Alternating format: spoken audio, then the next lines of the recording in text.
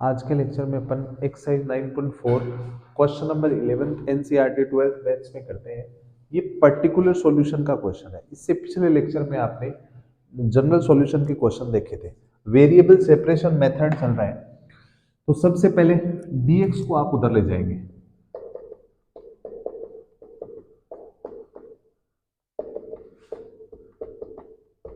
अब क्या करना है, dx के साथ में x का टर्म जाएगा, तो dy equals to 2x square plus x upon x cube plus x square plus x plus 1 dx।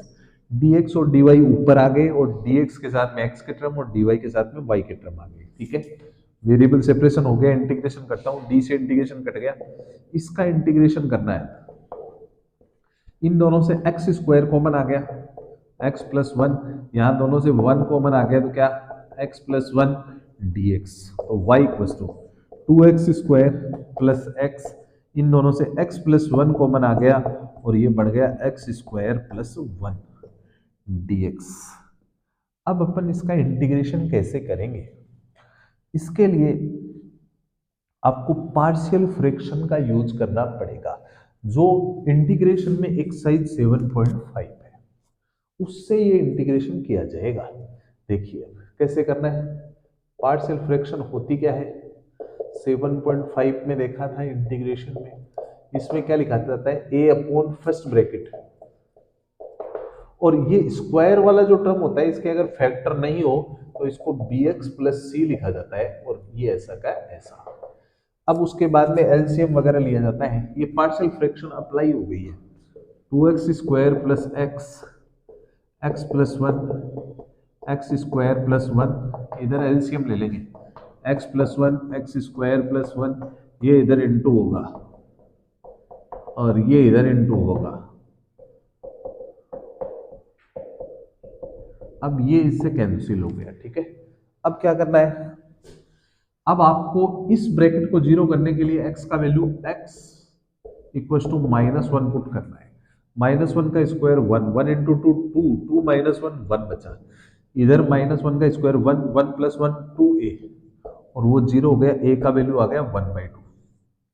ठीक है, अब इसको जीरो करने के लिए x इक्वल टू 0 पुट करेंगे।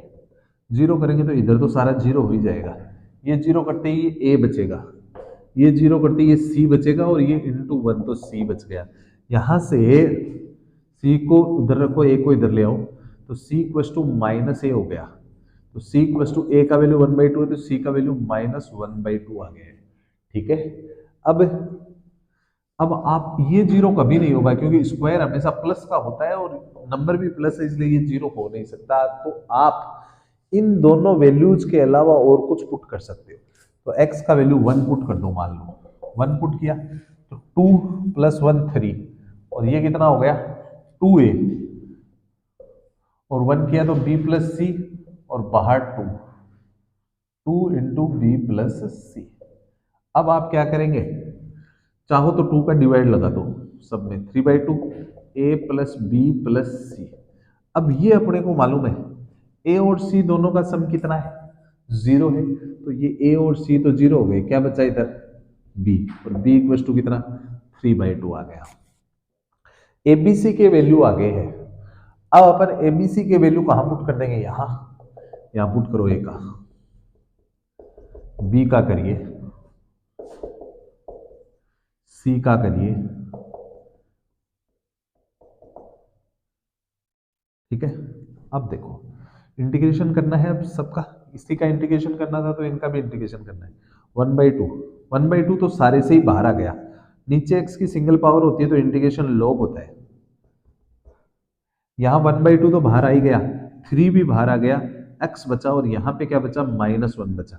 x के नीचे भी ये लगा देंगे अपन, और 1 के नीचे भी ये लगा देंगे अपन, इंटीग्रेशन dx, और इधर क्या चल रहा था y।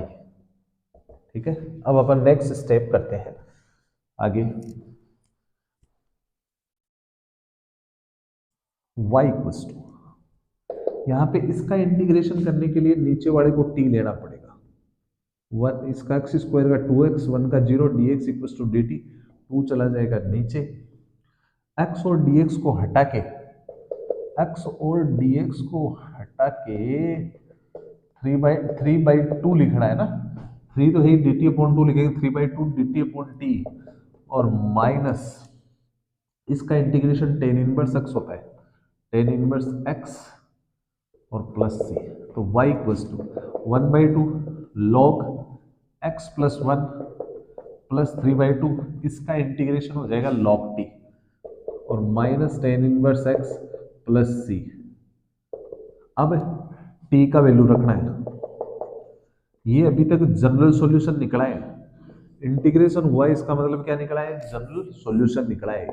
अब t का वैल्यू रखते ही जो आंसर आएगा वो जनरल सॉल्यूशन का है, लॉग t का वैल्यू ये रहा, x square plus 1 minus tan inverse x और प्लस c, ये टेन इनवर्स x है। ठीक है, अब देखिए आप आगे, अब लास्ट वर्क और बचा है पर्टिकुलर सॉल्यूशन का। y का वैल्यू 1 और x का वैल्यू 0 पुट करना है। y की जगह 1, x की जगह 0 रखेंगे, तो देखिए 0 रखते ही ये बचा log 1, और log 1 का वैल्यू ही अपने आप में क्या होता है, 0 होता है। x का वैल्यू 0 रखना है, तो ये 0 रखते ही log 1 का 0 होता है, तो पूरा ही 0 हो गया। x की जगह 0 रखेंगे तो tan इनवर्स 0 का भी क्या होता है, 0 प्लस c, तो 1 इक्वल टू ये 0 से इंटू 0 हो गया, c बचा, c का वैल्यू कितना आ गया, 1, c का वैल्यू यहाँ रखना है, तो फाइनल आंसर हो गया y equal to 1/2 log x plus 1 plus 3/2 log x square plus 1 और माइनस टेन इनवर्स x, और इस c की जगह ये प्लस c है ना, इसकी जगह 1 लिखना है अपने को, ये इसका फाइनल सॉल्यूशन है। ठीक है,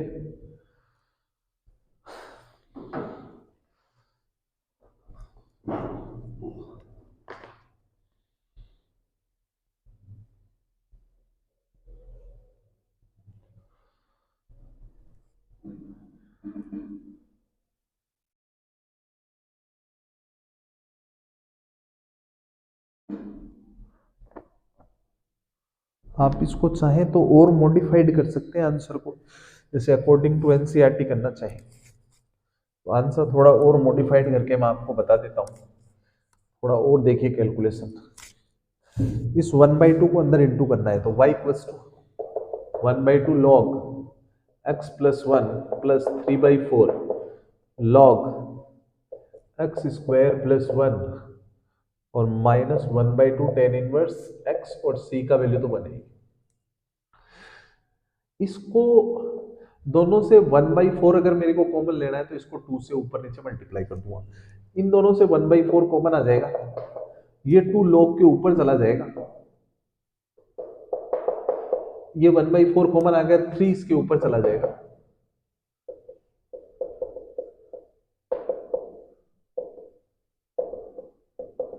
दो लोग प्लस में है तो किस में आ जाएंगे, इनटू में आ जाएंगे।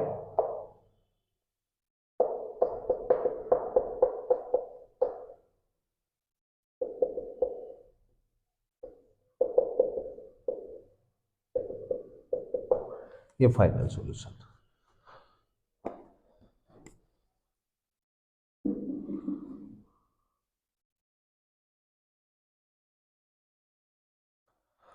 नेक्स्ट,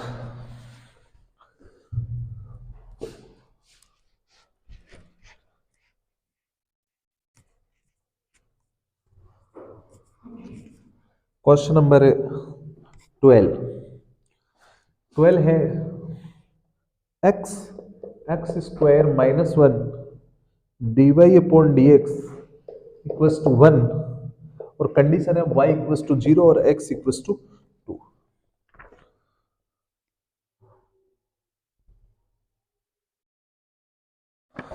देखिए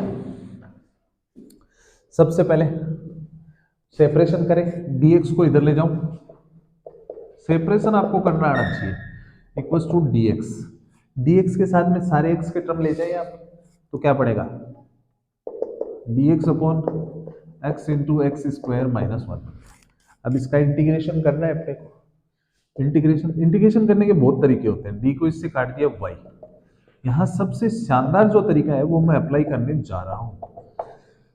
अगर मैं x की पावर 2 को t ले तो मेरे को 2x dx equal to dt चाहिएगा। चलो मैं 2 को तो नीचे भेज दूंगा, कॉन्स्टेंट तो नीचे भी जा सकता है। तो आपको dx के साथ में किसकी दरकार है? x। x ऊपर लगा दिया तो x नीचे भी लगाना पड़ेगा। क्लियर? अब देखो क्या पड़ा, y equal to dt upon 2 और ये आपका बड़ा t इंटू टी माइनस 1। यहां पे वापस पार्शियल फ्रैक्शन रन होगी। कैसे होगी मैं आपको बताता हूं। 1 upon T into T minus 1, इसको आप a upon T plus b upon T minus 1 लिखोगे। ठीक है, एक तरीका तो ये है। दूसरा तरीका ये सीधा सिंपल बता रहा हूं। दूसरा तरीका, अगर ऐसे कोई फंक्शन आ रहे हैं दो, माइनस लिखा हो प्लस लिखा हुआ हो, उससे कोई मतलब नहीं है आपको। तो अगर दो फंक्शन सिंगल पावर के और मल्टीप्लाई में और उनका इंटीग्रेशन करना है तो एक टेक्निक ध्यान रखनी है आपको। 1 अपॉन डिफरेंस लिखना है। इन दोनों ब्रैकेटों का क्या लिखना होता है? डिफरेंस लिखना होता है। फिर लोग लिखते हैं और ऊपर लिखते हैं छोटे वाला ब्रैकेट और नीचे लिखते हैं बड़ा ब्रैकेट। ये एक फॉर्मेशन है जो आपको ध्यान में रखनी है, इससे फास्ट हो जाता है क्वेश्चन। ठीक है, देखो मैं बताता हूँ ये फॉर्मेशन कैसे वर्क करती है। जैसे एक क्वेश्चन आ गया, मान लीजिए ये दो ब्रैकेट है, सिंगल पावर के हैं और मल्टीप्लाई में है। क्या सिंगल पावर के ब्रैकेट है, मल्टीप्लाई में? तो ये टेक्निक लगाने जा रहा हूं मैं। इन दोनों ब्रैकेट का डिफरेंस देखो, ये x प्लस 5 है, इसमें से इसको माइनस कर दो। सीधी सी बात है, इसमें से इसको माइनस करोगे तो ये माइनस एक्स, ये माइनस 2, कितना बचा? 3 बचा। तो अपन आंसर लिखेंगे 1 अपॉन 3। फिर लोग लिखना है। इन दोनों ब्रैकेटों में से छोटा कौन है? x प्लस 2 और बड़ा कौन है? x plus 5। तो इससे आप इंटीग्रेशन कर सकते हैं। समझ गए? तो एक जैसे और देखते हैं अपन क्वेश्चन। जैसे मान लीजिए ये x प्लस 3 है और ये x प्लस 9 है। तो इन दोनों ब्रैकेटों का डिफरेंस हो गया 6। तो 1 अपॉन डिफरेंस मतलब 1/6। लॉग छोटा कौन है इनमें से? ये, और बटा कौन है? ये। ऐसे अपन इसका इंटीग्रेशन कर सकते हैं। तो ये आपके ध्यान में रहेगी ये बात। ठीक है, नेक्स्ट। अब इसके अंदर पार्शियल फ्रैक्शन लगाएंगे तो लंबा चला जाएगा, इसलिए मैं इसको अब सीधा ही कर रहा हूं। y equal to 1/2। दो ब्रैकेट है, एक तो ये है एक ये है। अब इनमें से पहले तो इनका डिफरेंस देख लो। डिफरेंस का मतलब बड़ा ये है ना, इसमें से -1 है, ये बड़ा है, इसका मतलब इसमें से इसको माइनस करो तो ये तो 1 बचा, 1 अपॉन 1। फिर क्या करना है आपको? लॉग लिखना है। छोटा कौन है इन दोनों ब्रैकेटों में? ये t है, ये इससे भी एक कम है, इसका मतलब ये छोटा है, और नीचे बड़ा कौन है? ये बड़ा है। और बस हो गया इसका इंटीग्रेशन। तो y equal to 1/2 log t का वैल्यू रखें आप। t का वैल्यू कितना है? ये रहा x square minus 1 upon x square plus C. अब ये कौन सा सॉल्यूशन आया? General solution. पर्टिकुलर सॉल्यूशन निकालना है तो y का और x का वैल्यू पुट करो। y की जगह 0, x की जगह इसमें रख रहा हूं ना मैं, x की जगह 2 रखोगे तो 2 का स्क्वायर 4, 4 माइनस 1 3, और नीचे कितना आ जाएगा? 4। क्लियर? प्लस सी। ठीक है, ये 2 इधर इंटू हो जाएगा तो 0 इक्वल टू कितना बचा? log 3/4 प्लस सी। इसको इधर ले आओ तो log 3/4 किसका हो गया? माइनस का। ये सी का वैल्यू आ गया। ठीक है, ये सी का वैल्यू याद रखो। तो बड़ा y equal to 1/2 log x square minus 1 upon x square minus log C की जगह वैल्यू रख दी। ये आपका इसका आंसर हो जाएगा।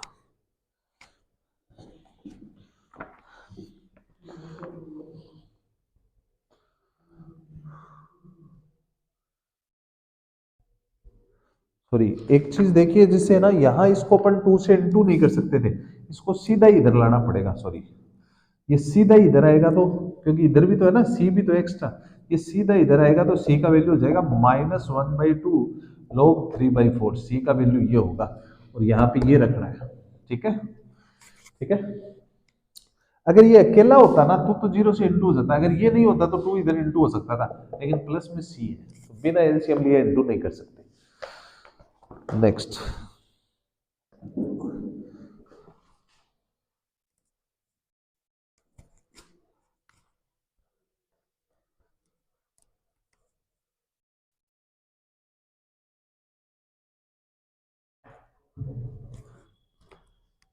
क्वेश्चन नंबर 13 करते हैं।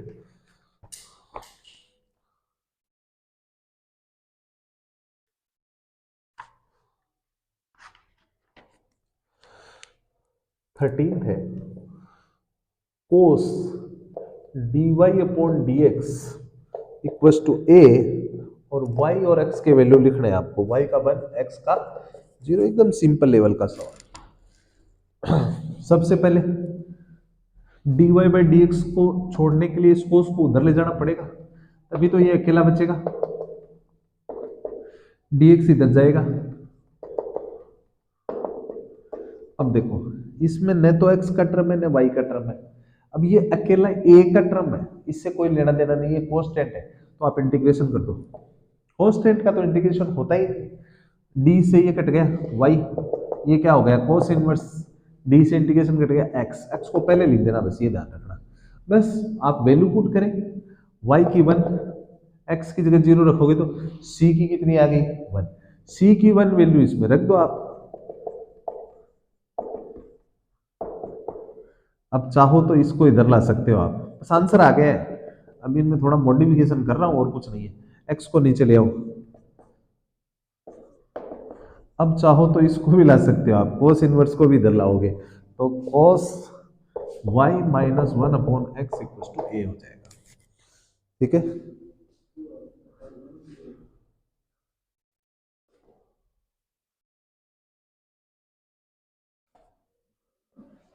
वैल्यू जो है वो अपने पास y की वैल्यू 1 है, x की 0 है, और अपन ने इंटीग्रेशन कर दिया इसका, तो क्या हुआ, कोस इधर आ गया, कोस इनवर्स से ये dy ये x प्लस सी, y की जगह 1 रखा, x की जगह 0, x की जगह 0। ठीक है, तो इसका आंसर यही रहेगा। ठीक है, आंसर इसका यही है। ठीक, एनसीईआरटी में इसके आंसर में कुछ चेंज है, यहाँ पे 2 लिखा हुआ है लेकिन 1 ही आएगा इसका आंसर। क्यों, इसका 2 तभी आता जब यहाँ y का वैल्यू 2 होता है। ठीक है ना, तो ये इसमें करेक्शन है, आंसर में करेक्शन कर सकते हैं आप।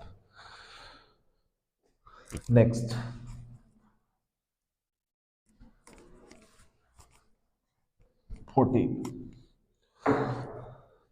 14 है, dy upon d x equal to y tan x, और कंडीशन है y equal to 1, x equal to 0।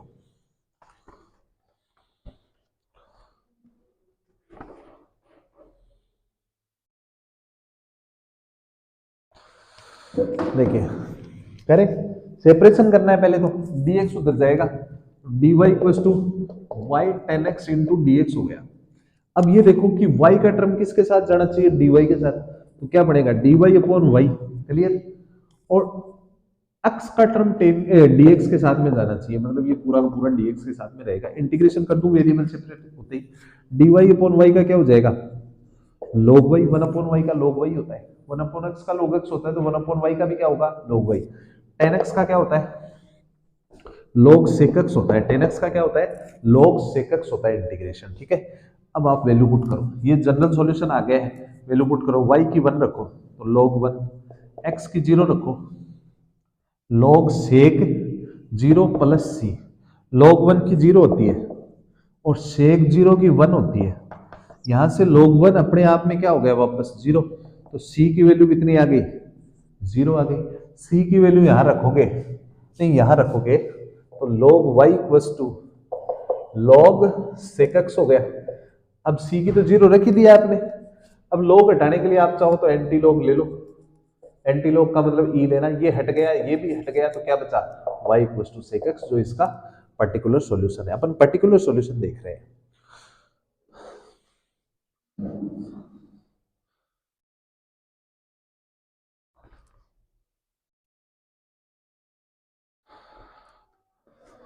Question number 15,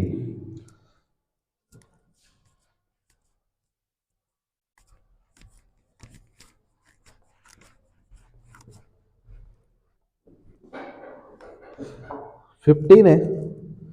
find the equation of curve, pass हो रहा है कहां से, 0 0 से, और उसकी डिफरेंशियल इक्वेशन जो है वो y dash equals to e to power x sin x है। ये क्वेश्चन है।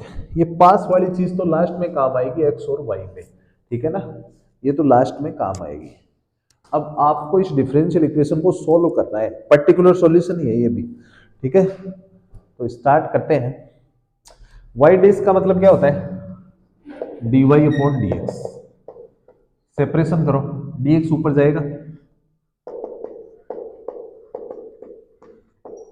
इंटीग्रेशन, ठीक है। इसका d कट जाएगा, ये तो y हो जाएगा। इसका इंटीग्रेशन किससे होगा, फर्स्ट सेकंड से होगा। किससे होगा, फर्स्ट सेकंड। ये जो आइलेट फॉर्मूला होता है, एक आइलेट के अंदर इनवर्स, फर्स्ट इनवर्स, क्या इसमें इनवर्स है, नहीं है। अगर इनवर्स नहीं है तो लॉग को फर्स्ट लेते हैं, इसमें लॉग भी नहीं है तो एल्जेब्रिक को फर्स्ट लेंगे। एल्जेब्रिक का मतलब एक्स एक्स स्क्वायर ऐसे टर्म मल्टीप्लाई में होना चाहिए। ये e की पावर एक्स है, एक्स नहीं है, e की पावर एक्स है। अगर क्वेश्चन में ट्रिग्नोमेट्री, अगर ये तीनों नहीं है तो ट्रिग्नोमेट्री फर्स्ट होगा। ट्रिग्नोमेट्री है इसमें तो ट्रिग्नोमेट्री फर्स्ट। और एक्सपोनेंशियल का मतलब e की पावर एक्स और a की पावर एक्स, ये हमेशा कैसे फंक्शन होते हैं, सेकंड फंक्शन होते हैं। इसका मतलब ये सेकंड हो गया, ठीक है। अब आपको ये पता होना चाहिए कि फर्स्ट सेकंड रूल होता क्या है। फर्स्ट सेकंड में, जैसे फर्स्ट सेकंड में इंटीग्रेशन आ रहा है तो अपन कैसे करते हैं, फर्स्ट को छोड़ देते हैं, सेकंड का इंटीग्रेशन माइनस फर्स्ट का डिफरेंशिएशन, फर्स्ट का डिफरेंशिएशन और सेकंड का इंटीग्रेशन, और जो इन दोनों के प्रोडक्ट से बचे ना उसका अगेन इंटीग्रेशन। क्लियर, ठीक है। अब करो y इक्वल्स टू, फर्स्ट को छोड़ दिया, सेकंड का इंटीग्रेशन, इसका यही होगा, माइनस फर्स्ट का डिफरेंशिएशन sin x का cos x, और इसका integration e to power x हो गया। इसमें वापस फर्स्ट सेकंड लगेगा, वापस से फर्स्ट सेकंड लगेगा, तो y into y equals to e to power x sin x। बोलो, फर्स्ट को छोड़ दिया, सेकंड का इंटीग्रेशन, इसका यही होता है इंटीग्रेशन, e की पावर का इंटीग्रेशन e की पावर ही होता है। फिर फर्स्ट का डिफरेंशिएशन, cos x का डिफरेंशिएशन होता है माइनस sin x, और सेकंड का integration e to power x ही होता है। अब देखो आपको क्या करना है, वापस फर्स्ट सेकंड लग जाएगा, इसका मतलब ये प्रक्रिया चलती जाएगी। कभी साइन जो था वो कोस में बदला, कोस साइन में बदला, फिर साइन कोस में, कोस साइन में, ये प्रक्रिया कभी खत्म होगी ही नहीं।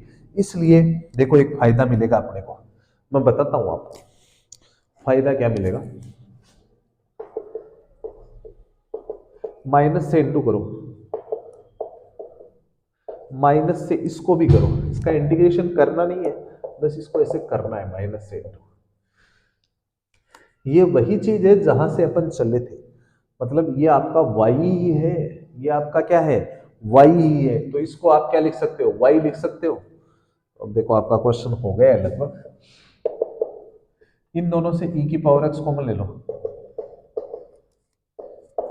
और इस y को इधर ले आओ, लेकिन आपने c नहीं लगाया, c अब लगा दूंगा मैं आपको,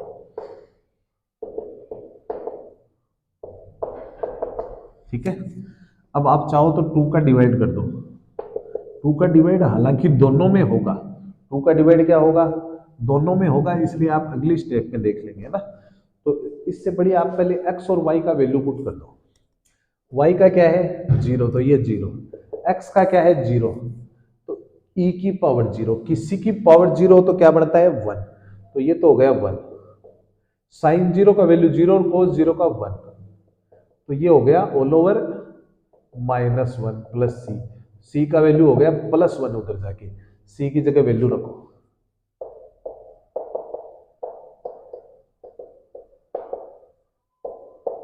अब चाहो तो इस 2 का डिवाइड कर सकते हो आप,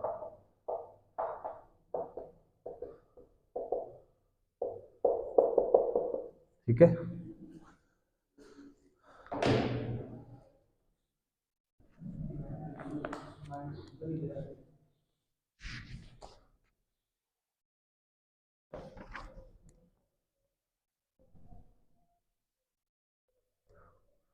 ठीक है, अब एनसीईआरटी में क्या है, इसने डिवाइड नहीं किया, आप चाहो तो इस सीधा है ना, उसने ये आंसर y का नहीं दिया, उसने क्या किया है, ये सही है, ये भी सही है, गलत कोई स्टेप नहीं है, बस उसने एक काम किया, इस वन को इधर लिख दिया बस। ये आपका आंसर है। ठीक है, स्टेप कोई भी गलत नहीं है, मैं एकदम according to NCERT answer set करके बता रहा हूं आपको।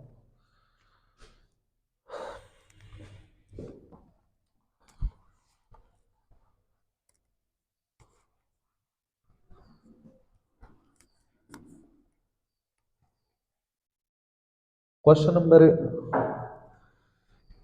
16 है, आपको डिफरेंशियल इक्वेशन दे रखी है dy x into y d y upon d x equal to x plus two into y plus two, और पास कहां से हो रही है ये पास हो रही है 1, -1 से। तो वैसे ही नॉर्मल सवाल है, करते हैं। ये तो लास्ट में यूज करना है एक्स और वाई का वैल्यू पर्टिकुलर सॉल्यूशन के लिए। ठीक है, अब जनरल सॉल्यूशन निकालने के लिए पहले dx को उधर भेजो, x y d y equal to x plus two into y plus two, और साथ में क्या आ जाएगा dx। ठीक है, अब dx के साथ में किसके टर्म होने चाहिए, x के, ये एक्स्ट्रा y का टर्म है ना, इसको नीचे ले आओ, समझ गए क्या, dy के साथ में, और ये x का टर्म dx के साथ ले जाओ। अब इंटीग्रेशन, ठीक है, अब देखो यहां पे दोनों की पावर क्या है, सेम है, यहां सेपरेट डिवाइड नहीं कर सकते क्योंकि नीचे बड़ा टर्म है ऊपर छोटा है, इसलिए सेपरेट डिवाइड नहीं होगा, लेकिन मिलिट्री रूल लगेगा। मिलिट्री रूल का मतलब क्या होता है, जब पावर ऊपर नीचे सेम होना तो जैसा नीचे होता है वैसा ऊपर बढ़ा देते हैं, जैसा नीचे होता है वैसा ऊपर बढ़ा देते हैं। नीचे +2 है ना, तो +2 किया और -2 किया। ठीक है, ब्रैकेट सेपरेट डिवाइड करो, इसका इसमें डिवाइड हुआ, कट गया 1, और ये 2/y+2 हो गया। ठीक है, बोलो, इंटीग्रेशन की टेक्निक है, आप dy है, ये ध्यान रखना आपको। यहां पे ऊपर बड़ा टर्म है नीचे छोटा टर्म है, तो सीधा सेपरेट डिवाइड हो जाएगा, सीधा डिवाइड कर दो, इसको काट दोगे तो आप 1 हो जाएगा, ये x का x में डिवाइड हुआ तो क्या हो गया 1। अब इंटीग्रेशन करो, 1 का क्या हो गया dy के रेस्पेक्ट में y, और 1 का dx के रेस्पेक्ट में x। 2 तो बाहर है, नीचे y की सिंगल पावर है तो log होगा, नीचे वेरिएबल की सिंगल पावर है तो log होगा। dx के रेस्पेक्ट में 1 का क्या हो जाएगा x, 2 बाहर है ही, 1/x का क्या हो गया log x प्लस c। अब आपको कुछ नहीं करना, x और y का वैल्यू इसमें रखना है, रख दे। x का कितना है 1 और y का -1, x का 1 और y का -1 है, यहाँ -1+2 हो जाएगा तो 1 बचेगा। इधर आओ, x का 1। अब देखो इससे एक खास बात होगी, log 1 की वैल्यू अपने आप में क्या होती है 0, log 1 की वैल्यू क्या होती है 0, तो ये तो -1, ये 0 से -2 इंटू होगा तो खत्म हो जाएगा, इधर 1, ये 0 से इंटू होगा तो खत्म हो जाएगा, तो क्या बचा 1 ही बचा, प्लस c, इसको इधर ले आओ तो c का वैल्यू आ गया -2, c का वैल्यू आप यहां रख दो इसमें, तो y-2 log y+2 equals to x+2 log x -2। ठीक है, अब इसको अपने को आंसर सेट कर देते हैं, क्या आंसर आ रहा है।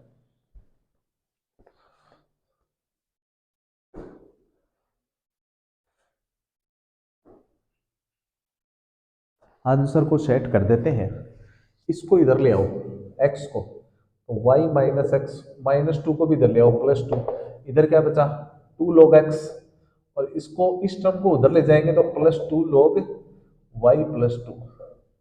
अब y-x+2 इन दोनों से 2 कॉमन आ जाएगा, क्या बचेगा log x प्लस से log y+2। अब प्लस में log के कारण किस में आ जाएगा इनटू में आ जाएगा, बस यही आपका आंसर है। एक छोटा सा काम और कर दूंगा मैं, ये 2 तो बाहर है ही, ये log x इंटू y+2 हो जाएगा, लेकिन ये 2 पावर भी आप चाहो तो ऊपर ले जाओ, ऊपर ले जाओगे तो 2 पावर इस पे भी लगेगी और इस पे भी लगेगी, तो क्या बनेगा log x² इंटू y+2 का स्क्वायर, ये final solution. Next question number 17,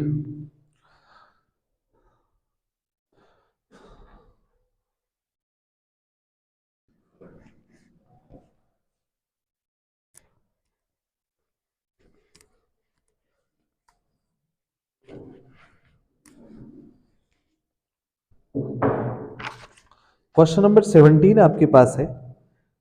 इसमें बोला गया है find the equation of curve. Pass कहां से हो रहा है? पास हो रहा है 0, -2 से। ये तो लास्ट में काम आती है बात। फिर उसने बोला है given that the point x y, कोई भी पॉइंट है, कोई पॉइंट क्या है? एक्स वाई है, एक्स वाई होता है। फिर उसने बोला है the product of slope of its tangent. Slope का मतलब क्या होता है? Slope of tangent. Slope of tangent का मतलब होता है dy by d x. Slope of tangent का मतलब होता है dy बाई डी एक्स। ये याद रखनी है आपको बात। स्लोप ऑफ टेंजेंट है ना, वो क्या है? The product of slope of tangent and y coordinate. इसके साथ में किसका प्रोडक्ट करना है, किसको मल्टीप्लाई करना है? वाई को। किसके बराबर दिया हुआ है? किसके बराबर है? एक्स के बराबर है। ये आपका क्वेश्चन है, सिंपल सा क्वेश्चन। तो ये क्वेश्चन तो बहुत शानदार है, सरल है क्वेश्चन है, इसमें तो आपको दिक्कत ही नहीं आएगी। बोलो डी वाई, इधर वाई है, डी एक्स तो ऊपर जाना ही है, इंटीग्रेशन कर दो। वाई की पावर 1 का वाई की पावर 2/2 और एक्स की पावर 1 का एक्स की पावर 2/2 प्लस सी। ठीक है। पास कहां से हो रहा है? एक्स वाई का वैल्यू रखो।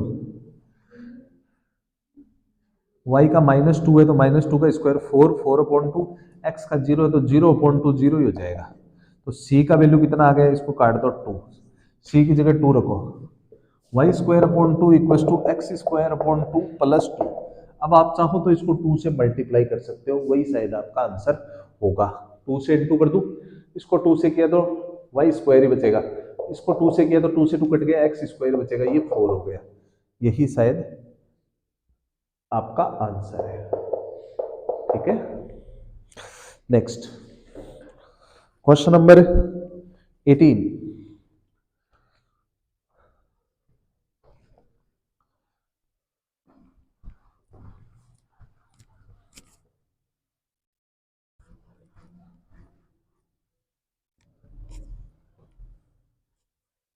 क्या है?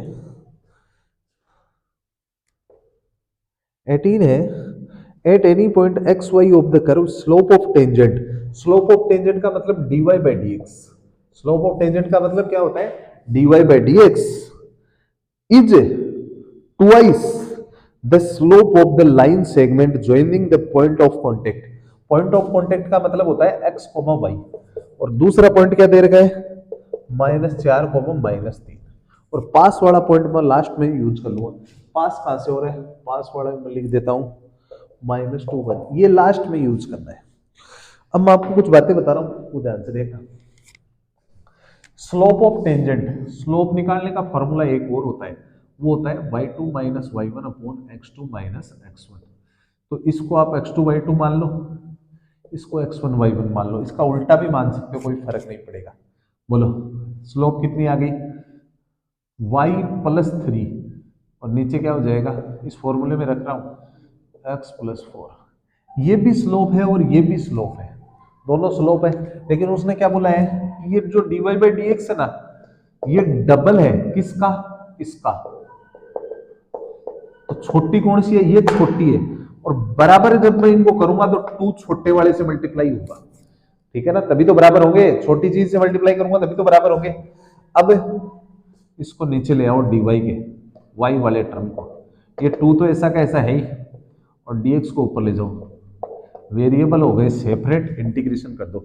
नीचे सिंगल पावर होती है तो log होता है, नीचे वेरिएबल की सिंगल पावर होती है तो इंटीग्रेशन क्या होता है? log होता है और प्लस सी। क्लियर? अब पास कहां से हो रहा है?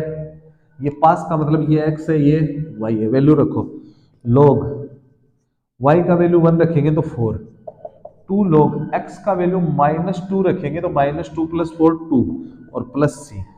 अब देखिए यहां से log की प्रॉपर्टी होती है पावर ऊपर जा सकती है, तो 2 का स्क्वायर प्लस सी, तो log 4 = log 4। ये उधर जाएगा तो log 4 - log 4 0 हो जाएगा सीधे। तो c का वैल्यू कितना आ गया? 0। c का वैल्यू 0 कहां पुट कर देंगे? यहां पुट करेंगे। तो अपना पर्टिकुलर सॉल्यूशन क्या आएगा? log y + 3 = 2 log x + 4, और c की जगह तो अपन ने 0 रख ही दिया है। अब एक काम और करना है, क्या? इस पावर को ऊपर ले जाओ,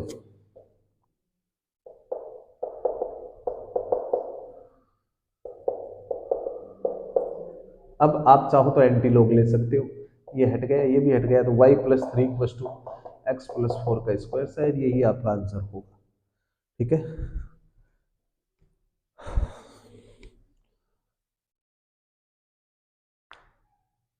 नेक्स्ट करते हैं क्वेश्चन नंबर 19।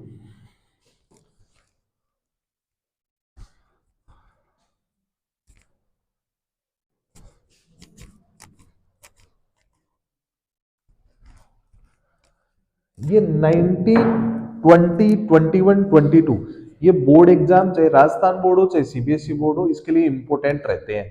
9.5 और 9.6 के साथ में ये 19 से लेके 22 तक के क्वेश्चन भी आपके लिए इंपॉर्टेंट रहेंगे। तो मैं स्टार्ट करता हूं।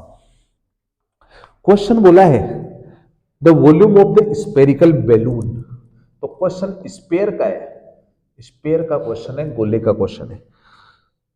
which being inflated change at a constant rate if initially its radius is 3 and after 3 seconds is 6 unit, find the rate of change of balloon। उसके बारे में क्या बोला है, वॉल्यूम। किसका वॉल्यूम, स्पेयर का। वॉल्यूम की जो रेट है, रेट का मतलब क्या होता है, चेंज, चेंज भी बोल सकते हो, कोई भी चीज है, जैसे इसमें हवा भरेंगे वो है इसमें गुब्बारे में, तो इसका वॉल्यूम जो है वो टाइम के रिस्पेक्ट में बढ़ेगा या नहीं बढ़ेगा, बढ़ेगा। तो वो उसने क्या दिया है कि जो वॉल्यूम में चेंज है टाइम के रिस्पेक्ट में वो कांस्टेंट है, वो क्या है, कांस्टेंट है, ऐसे दिया है। और कांस्टेंट को मैं के लिख देता हूं यहाँ पे, क्योंकि सी तो इंटीग्रेशन में भी आएगा। ठीक है, अब सेपरेशन कर दो, इसको उधर ले जाओ, इंटीग्रेशन कर दूं, कांस्टेंट तो बाहर रहेगा, डी से इंटीग्रेशन कट गया v इक्वल्स टू के, डी से इंटीग्रेशन कट गया के टी प्लस सी, इतना कर दिया। लेकिन उसने किसकी चर्चा की है, रेडियस की चर्चा की है, इसलिए मेरे को वॉल्यूम का वैल्यू रखना पड़ेगा। स्फीयर का वॉल्यूम कितना होता है, 4/3 पाई आर क्यूब होता है, इक्वल्स टू के टी प्लस सी। अब कोई भी चीज स्टार्ट होती है ना, जब स्टार्टिंग में टाइम कितना होता है, जीरो। समझ गए क्या, जैसे अपन ने आज बैंक में पैसे जमा कराए, तो अभी कितना टाइम है, जीरो है, फिर थोड़े दिन बाद में एक महीना हो जाएगा, फिर एक साल हो जाएगा। समझ गए क्या, टाइम स्टार्टिंग में कोई भी चीज स्टार्ट करते हैं तो टाइम कितना है, जीरो, और उसकी रेडियस उसने कितनी दे रखी है, 3 दे रखी है। ठीक है, वैल्यू पुट करो, रेडियस का वैल्यू 3 पुट करो, 3 × 3 × 3 और इक्वल टू टी का वैल्यू जीरो किया तो ये जीरो ही हो गया, यहां से एक 3 कैंसिल हो गया, ये 9 × 4 36 पाई इक्वल टू सी का वैल्यू आ गया। सी का वैल्यू कहां रखें, तो लास्ट इक्वेशन थी उसमें।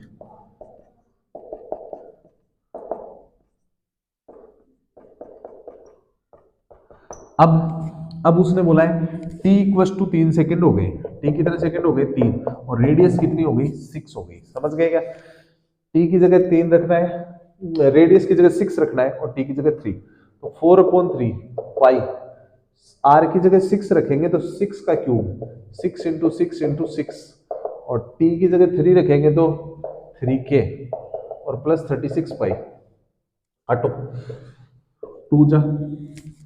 इस पूरी इक्वेशन में टी की जगह अपन ने 3 रख दिया। ठीक है, अब पूरी इक्वेशन में अपन ने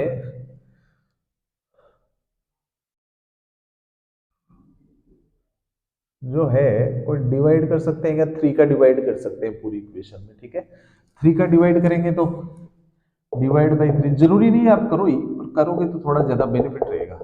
इसमें 3 का डिवाइड किया तो ये 2, ये 6 रहा, इसमें 3 का डिवाइड किया तो k, इसमें 3 का डिवाइड किया तो ये अपने पास बच गया 12 है।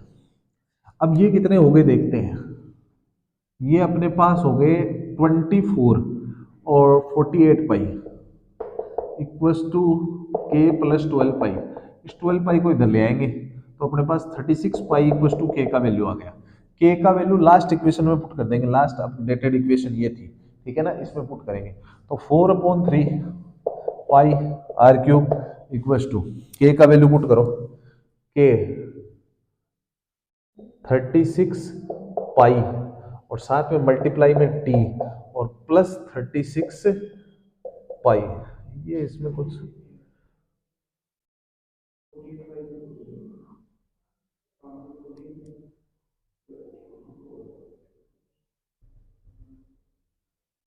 ये 96 आएगा, 96 में से 12 माइनस होगी तो 84 आएगा। k का वैल्यू है 84 पाई। ठीक है, अब अपने को कुछ नहीं करना, सारा सॉल्यूशन हो चुका है, बस छोटा सा काम और बचा है, थोड़ा हल्का कर लो इसको। इस पूरी इक्वेशन में 4 पाई का डिवाइड हो रहा है, डिवाइड बाई 4 पाई, तो कितना बचा, ये 4 पाई तो गया, आर क्यूब बाई 3, इसमें 4 पाई का डिवाइड करेंगे तो 2 1 और साथ में टी बचेगा, इसमें 4 पाई का डिवाइड करेंगे तो 9 बचेगा, ये 3 इधर जाएगा तो r cube equal to 63t plus 27। अब ये जो 3 पावर है, ये जैसे है ना चमगादड़ जो होता है ना, चमगादड़, चमगादड़ होता है एक, है ना बैट, ये क्या होता है, ये जब पेड़ पे लटकता है ना तो उल्टा लटकता है, समझ गए क्या, इसके पैर तो यहाँ होते हैं और इसका सिर कहाँ होता है, नीचे होता है, ऐसे लटकता है ये। ऐसे ही है ना, ये पावर भी है ना एक तरीके से बैट की तरह ही काम करती है। ये 3 पावर इधर आएगी ना, ये 3/1 है एक तरीके से, अब ये सामने आएगी ना तब ये उल्टी लगेगी। उल्टी लगने का मतलब, ये 3 था ना तो ये 1/3 हो जाएगा। जैसे ऐसे मान लो x की पावर 4/3 इक्वल टू टी है, तो x का वैल्यू निकालना, तो ये पावर को उधर उड़ाओगे ना आप, तो t का पावर क्या हो जाएगा, 3/4। चमगादड़ की तरह उल्टी लटकती है पावर जब सामने आती है वो। ठीक है, तो ये थोड़ा आप ध्यान रखना। तो अपना आंसर वैसे बेसिकली यही है, ये अपना इसका आंसर हो जाता है।